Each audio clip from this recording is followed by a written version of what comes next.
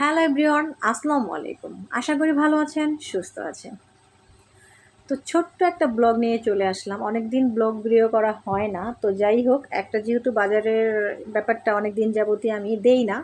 তো আজকে ভাবলাম যে আসলে ভিডিও করা কম হয়। আসলে সব কিছু মিলিয়ে ঝিলিয়ে কী দিয়ে ভিডিও করব, কী দিয়ে করব। তো ভাবলাম যেহেতু একটা বাজার আসছে বাজার, তাহলে এইটা একটা ভিডিও করা যায়। তো কেন করব না? তো এইটার জন্যই সব কিছু মিলিয়ে ঝিলিয়ে ভেবে এই ভিডিওটা করলাম। আমি অনেক দিন যাবতই বাজারে ভিডিওটা দেওয়া বন্ধ করে দিয়েছিলাম। তো যাই হোক, ফাইনালি আজকে দিলাম। তো এই যে পেমপাসগুলো আমার মেয়ের জন্য সবসময় লাগে, এখনও পেমপাসটা শেষ হয়নি। আর এই চাট মশলাটা কিসের জন্য আনছি আর কোন রেসিপিটার জন্য নিয়ে এসেছি সেটা অবশ্যই দেখাবো। তো যাই হোক, এই তো এই যে কুসুম বেকারিতে আমাদের জিঞ্জিরা বাজারে, তো ওখান থেকে এই যে এগুলো নিয়ে এসেছিলাম দুই প্যাকেট। একটা হচ্ছে এইগুলো ছিল আমার বাসার জন্য। তো একই সেম জিনিস আমার শ্বশুর শাশুড়ির জন্য নিয়ে এসেছি। এই বিস্কিটটা আমার শ্বশুর খেতে মানে চা দিয়ে খায়, যার কারণে আসলে সেরকম কিছু খায় না আব্বু আম্মু। তো এই বিস্কিটটা খায়, এই জন্য আর কি এটা আনা।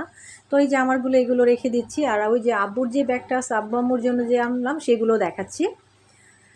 তো এই বিস্কিটটাও আব্বুর জন্য নিয়ে আসা, তো আব্বুকে দেওয়া হয় নাই, এটা ভুলবশত আমার বাসায় চলে রেখে গেছে ওর বাবা। তো যাই হোক, এটা হচ্ছে আমার শ্বশুর শাশুড়ির জন্য, মানে মাঝে মাঝে দিতে পারি না। তো ভাবলাম যে আমার বাসার জন্য যেহেতু নিচ্ছি, তো ওর দাদা দাদির জন্যও নিয়ে নিই। তো এটার জন্য তো ভাবলাম আব্বু তো এক বিস্কিট ছাড়া কোনো বিস্কিট দেখি না, হয়তো মিলিয়ে জিলে কেক টেক খায়। তো এই যে এইগুলো নিয়ে আসলাম, যে মাঝে মাঝে একটা হচ্ছে আমার রুটির প্যাকেট, একটা হচ্ছে আব্বু আম্মুর। তো যাই হোক, এইগুলো দিয়ে কিছু খাবে।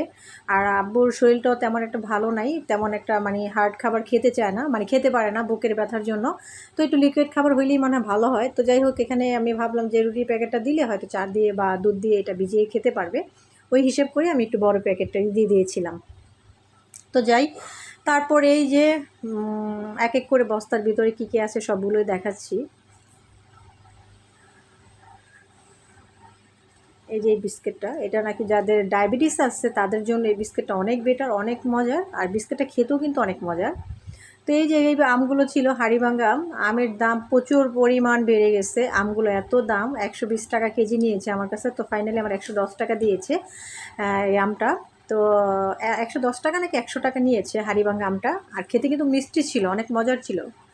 আর এই ডিমগুলো এখন আমি পানিতে ভিজিয়ে রাখবো সারা রাত, কাল সকালে এটা পরিষ্কার করে ফেলে তারপরে ফ্রিজে ঢুকাবো। তারপর হচ্ছিল এখানে আমি লটকা জিজ্ঞাসা করেছিলাম যে লটকার দাম কত। তো লটকাটাও ছিল 160 টাকা কেজি। তো আমি আধা কেজি নিয়ে এসেছিলাম আমার ছেলের জন্য, ওই আবার টক খেতে বেশি পছন্দ করে, যার কারণে আমার ছেলের জন্য আনা।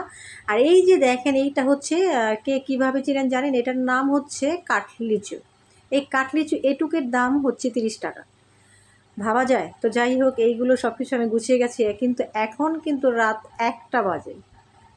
এখন রাত প্রায় পৌনে একটা বাজে। এগুলো আমার গুছাইতে গাছাইতে পুরো সময় লেগে গেছে, কিন্তু বাজারটা কিন্তু আসছে আপনার হচ্ছে 9টা বাজে। 9টা বাজে আসছে, 9টা 9টা মেবি। তো এরকম সময়ই আসছে বাজারটা। কিন্তু এখানে আবার দেখা গেছে যে বাজারটা গুছাইতে গেছে, যে মাছ মাংস ছিল ওইগুলো আমি দেখাই নাই। তো ওইগুলো আমি ধুয়ে মুছে পরিষ্কার করতে করতে এগুলো গুছিয়ে রাখতে রাখতে আমার অলরেডি অনেক রাত হয়ে গিয়েছিল। আর এই যে দেখেন, আসার পরেই কিন্তু আমি এই নুডলসটা ভেঙে, আমার মেয়ে নুডলস খাওয়ার জন্য পাগল হয়ে যাচ্ছিল, ভাত খাবে না। তো এই জন্য এখান থেকে প্যাকেটটা ছিঁড়ে তারপর ওকে নুডলসটা রান্না করে দিয়েছিলাম, সেটা হচ্ছে 10:30টার দিকে। তারপরে এখন আমি ভিডিওটা করছি প্রায় অনেক রাত 1টা বাজে। তো যাই হোক, এইগুলো গুছিয়ে গাছিয়ে সময় নিয়ে, আর শরীরটাও তেমন একটা যাচ্ছিল না, এত খারাপ লাগছিল, তো কি বলবো। তারপরও এইগুলো ভাবলাম যে এখন একটু গুছিয়ে গাছিয়ে ফেলি। আবার সকালবেলা দেখা গেছে সকালে বাসা সংসারে অনেক কাজ থাকে, যার কারণে আমি এইগুলো রাতেই গুছিয়ে ফেললাম। আর এই সসটা হচ্ছে আমার ইদানিং খুব প্রিয় একটা সস হয়ে গিয়েছিল, হয়েছে। তো এখন এই যে দুটো নিয়ে আসলাম। এই যে দেখেন, মানে চিকেন ফ্রাইয়ের সাথে এইটা, তারপর নুডলসের সাথে এতটা মজা হয় কি বলবো, এত মজা, আমরা জাস্ট এটা প্রেমে পড়ে গেছি এই সসটার। তারপর ধনিয়ার গুঁড়া, এইগুলো ওই যে বাজার এগুলো নিয়ে আসলাম, টুকিটাকি অনেক কিছুই লাগে। তো এর মধ্যে দিয়েও আমি অনেক কিছু নিয়ে আসছি, তো এটা আসলে দেখানো হয় না। বললাম না যে বিগত কয়েকটা মাসই আমি বাজারে ভিডিওগুলো দিচ্ছি না। তো ভাবলাম যে না দিয়ে কী করার, দিলেও তো আমার একটা ভিডিও বাড়ে, তো যাই হোক একটা ব্লগ বাড়ে। তো এটার জন্যই সব কিছু ভেবেচিন্তেই এই যেমন আজকে ভিডিওটা দেওয়া। তারপর প্রত্যেকটা বাজারের মধ্যে আমি চেষ্টা করি এই 5 কেজি করে একটা তেলের বোতল আনার জন্য। চাল, ডাল আর তেল আমার ঘরে থাকলে আমার টেনশন থাকে না। আর এই যে আমি যে সবসময় চা খাই, আমার একটা নেশা, তো এই নেশার জন্য 2 প্যাকেট দুধ, এটা আসলে বেশি দিন যাবে না। তো এই যে চিনি গুঁড়া, পোলাও চাল চাষি, এটা পোলাওটা যখন রান্না করি পুরো ফ্ল্যাট সুগন্ধে ভরে যায়।